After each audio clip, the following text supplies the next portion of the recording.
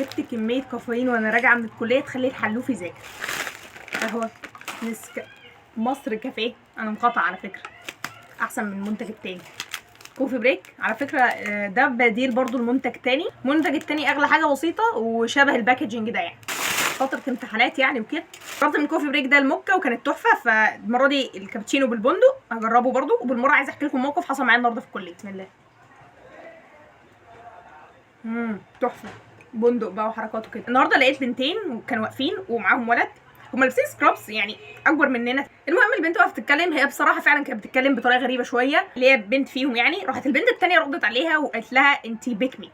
راحت البنت يعني اتاخدت كده وسكتت وباين انها اتضايقت. انا فهمت ان الكلمه يعني ان هي الكلمه اكيد حاجه بتضايق، بس ما فهمتش يعني ايه بيك مي بالاخص. مش عشان انا جاهله، لا، علشان المجتمع اللي انا فيه واصحابي بنتكلم عادي، ما بنقولش ديفا ولا واو ولا ياي ولا بيك مي ولا الحركات دي كلها. الكلمات دي فعلا مستحدثه جديده يعني، طلعت كده غالبا احنا واخدينها من الاجانب اصلا، زمان ما كانتش موجوده.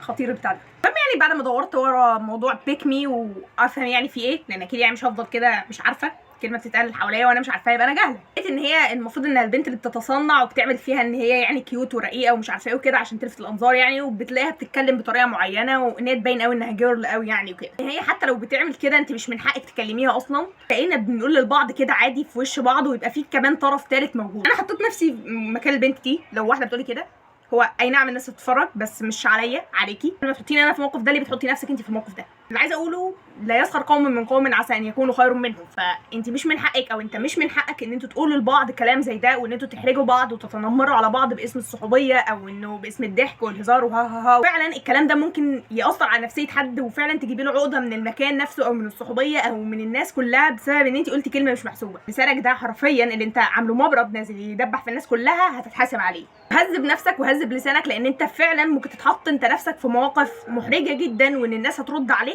لو انت ما نمتش نفسك.